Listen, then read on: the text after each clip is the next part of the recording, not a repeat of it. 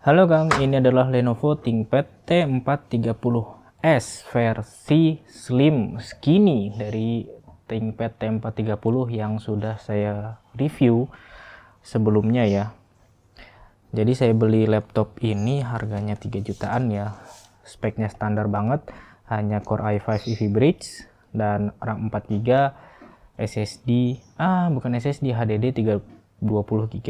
Tapi karena laptop ini upgradable dan sangat mudah di-upgrade, jadi saya sudah menambahkan SSD dan juga membuat RAM-nya menjadi 10 GB. Coba kita lihat upgrade. Ini hal pertama yang saya suka dari laptop ini. Jadi mudah banget di-upgrade, cukup buka cover kecil di sini, nggak perlu untuk membuka semua cover. Semua sudah tersedia di sini. Jadi ini dia slot RAM-nya. Slot RAM-nya ada 2. Jadi pas saya beli saya mendapatkan RAM 2+2 ya. Ini RAM 8 GB, DDR3 sudah saya tambahkan, dan ini RAM 2 GB-nya. Jadi totalnya ada 10 GB ya. Sayang, coba dapat yang 4+0, jadi bisa 12 GB saya mendapatkan RAM-nya ya. Upgrade-nya pun mudah, gampang, dan maksimal ini 16 GB.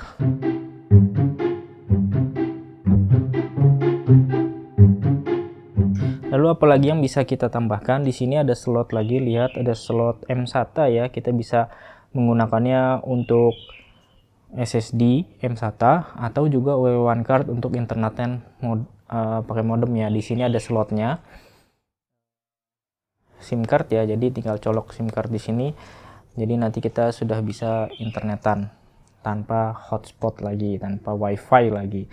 Itu, nah ini wifi dual band ya, Intel Centrino 6205 kalau tidak salah ya. Nah itu yang saya suka pertama dari laptop ini. Juga ada pilihan tambahan lagi, kita bisa upgrade lewat DVD Ultra B ini. Ini modelnya juga ikut-ikutan tipis ya, yang 9 mili saja, 9,5, bukan yang 12,7 mili seperti ThinkPad T430. Jadi beli KD-nya saja, jadi ntar tinggal pasangkan sini. Dimana tempat penyimpanan harddisk yang sesungguhnya ada di sebelah sini, samping persis sama dengan T430 atau X230 ya, dia modelnya masih model yang samping. Jadi cukup buka satu baut, lalu buka perlu kuku ya. Cukup begitu saja.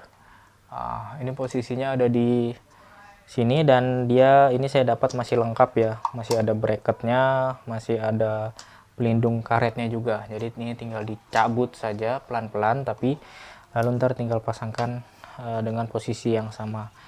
Itu kelebihan yang saya rasa ada di ThinkPad T430S, walaupun CPU-nya ini tersolder ya. Ini heatsinknya kita lihat, CPU-nya itu tersolder, tidak seperti T430 yang kita bisa ganti dengan yang lebih kencang ataupun yang quad core ya. Itu memang bagus banget kalau bisa di-upgrade ke quad core.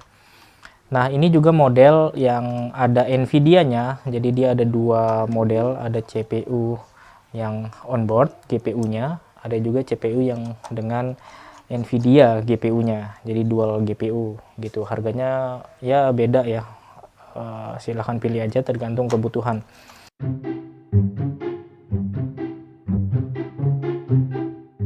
Lalu yang saya suka lagi, dia bisa dibuka hanya menggunakan satu tangan. Ini masih ada klipnya gitu, hanya dengan satu tangan kita bisa buka seperti ini ya.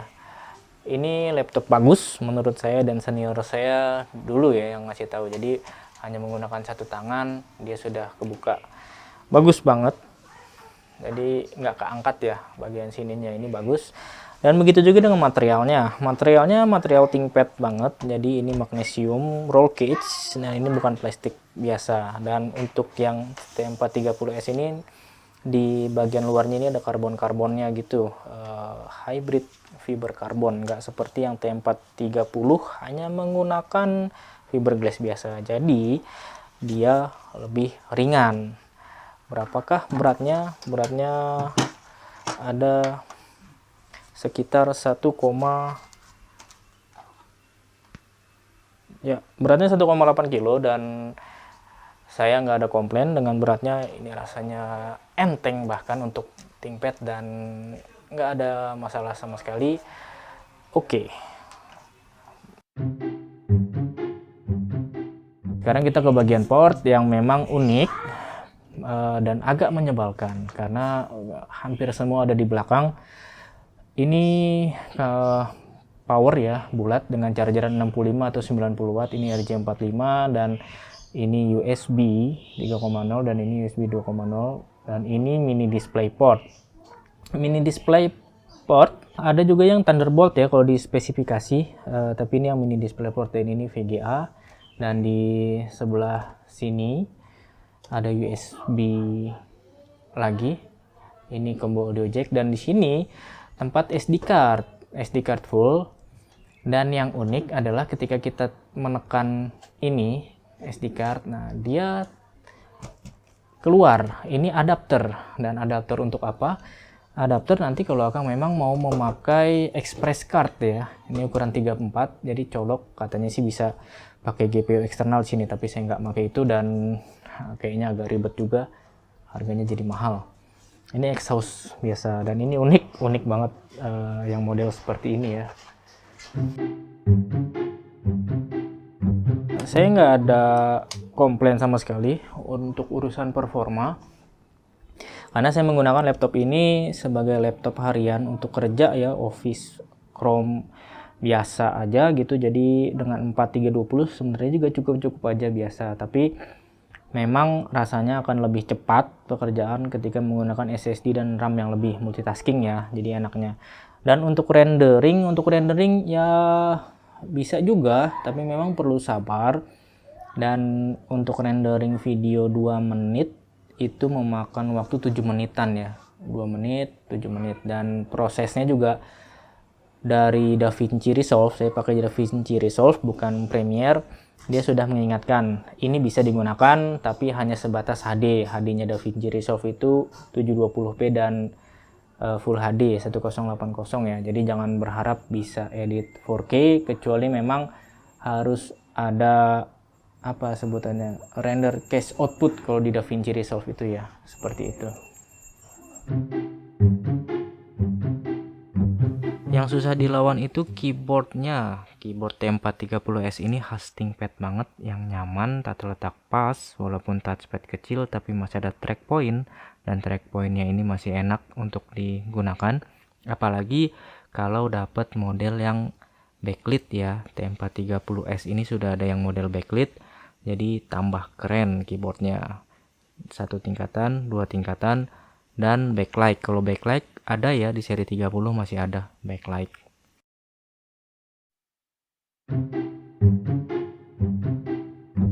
Ada 2 kelemahan utama menurut saya setelah saya menggunakan ini. Pertama, baterainya ini walaupun 6 sel tapi kapasitasnya itu berbeda sekali dengan T430. Ini hanya sekitar 40-an ya, 40-an watt hour, 44 watt hour, berbeda dengan T430 yang sudah 57 watt hour walaupun 6 sel. Jadi hanya dapat 2-3 jam tipis, pengorbanan di situ.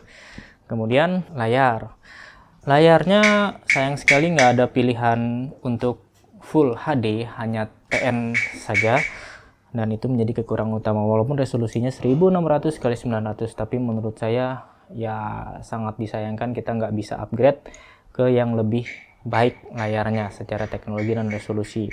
Walaupun ada cara, tapi saya rasa terlalu mahal ya. Jadi urusan beli atau enggaknya saya serahkan ke Akang sekalian. Saya sekedar mengabarkan, dan catatan saya satu lagi, indikator LED masih ada, dan ini sangat membuat nyaman ya, hal kecil, speaker ataupun mikrofon, dan juga di bagian WiFi dan harddisk. Dan yang penting juga di baliknya masih ada indikator baterai, jadi saat ngecas kondisi tertutup kita bisa tahu sleep dan baterai.